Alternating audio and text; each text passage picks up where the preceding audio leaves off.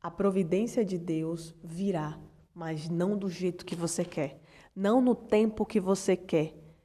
Seus métodos podem ser infalíveis ou infalíveis.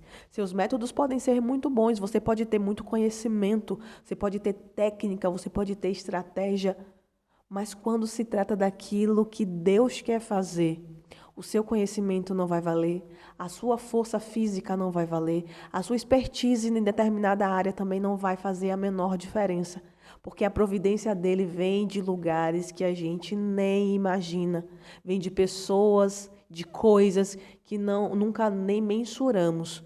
Isso aconteceu com Elias, lá quando ele profetiza que não vai chover e não chove, que ele vai e se esconde e fica bebendo água de um ribeirinho e sendo alimentado por corvos. Os corvos traziam pão e carne. Você lembra dessa passagem? Pois bem, depois que o ribeirinho está secando, Deus faz o que na vida de Elias? Manda ele para onde? Para um lugar onde terá uma viúva que vai sustentar ele.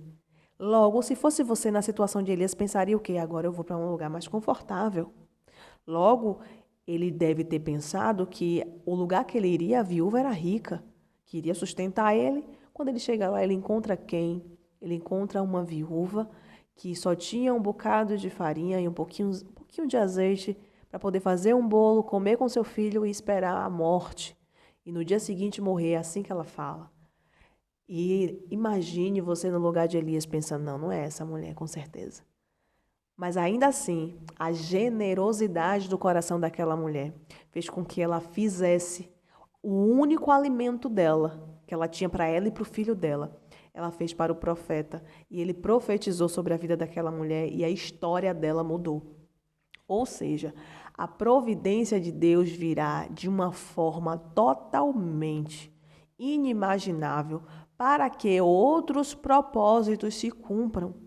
Se Elias não tivesse obedecido ou tivesse duvidado, ele não teria sido alimentado por ela e ela, se ela tivesse duvidado da palavra do profeta, ela não teria sido agraciada pela unção de prosperidade que estava sobre a vida do profeta. O que eu quero dizer para você é que tudo aquilo que Deus nos permite passar, tudo aquilo que tem situações que é Deus mesmo que coloca para nos forjar, para nos aperfeiçoar, porque a gente fez um pedido. E às vezes esse pedido exige que dentro de nós haja uma transformação. Às vezes você pediu um cargo melhor, às vezes você pediu uma casa maior. Para que isso aconteça, é necessário que você seja transformado e preparado para receber esse desejo, que o seu coração se realize. Você consegue compreender? Porque às vezes a gente acha que por estar passando por uma prova, Deus esqueceu da gente. Então eu quero trazer 2 pontos aqui nessa mensagem de hoje, que é a providência de Deus vem, mas ela vem de um jeito que você não imagina e não conte com a força do seu braço, com o seu intelecto, com a sua expertise, com suas especialidades cognitivas, não conte com isso. E outro ponto é enxergue o processo como uma ferramenta que Deus está te preparando para o próximo nível. Os seus sonhos, aqueles sonhos que você apresentou a Deus. Aquela oração que você fez falando, Deus, eu não estou enxergando nada. Ele está te dizendo, vai acontecer, mas eu estou te preparando para isso. Porque se eu te entregar o que você está me pedindo, sem que você esteja preparado, você vai sucumbir. Você entende? Outro ponto importante que o Espírito Santo coloca agora no meu coração é sobre ter discernimento. Discernimento. Para entender que esses pensamentos de dizer, meu Deus, eu não estou vendo nada, então não vai acontecer, eu estou abandonada, estou na prova, então isso não vai mudar. Esses pensamentos, eles não pertencem a Deus. Isso faz parte de outra palavra que eu ouvi no culto essa semana passada.